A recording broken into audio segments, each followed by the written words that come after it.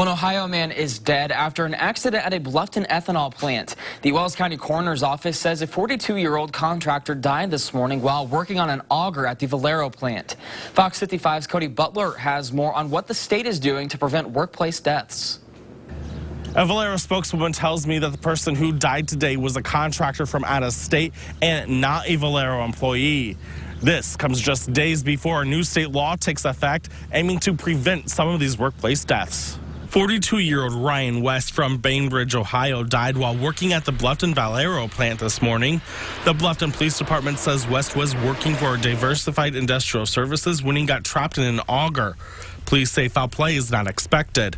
Starting July 1st, companies across the state will be held more accountable for deaths on the job, with 2 new laws taking effect. We would increase the penalties where an employer has knowingly violated a workforce rule. The key word in that statement is knowingly violated. In Northeast Indiana, there have been 2 previous workplace deaths this year, one at Premier Aviation and the other at SDI in Columbia City.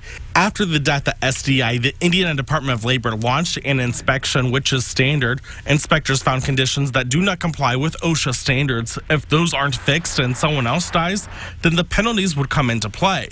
Beginning July 1st, companies could be fined up to just over $132,000. Doesn't happen very often. That's a good thing. I think our employers in Indiana try to be safe. Obviously, they appreciate their employees. But when it does happen and there's a bad apple, then we realize we need to address that issue.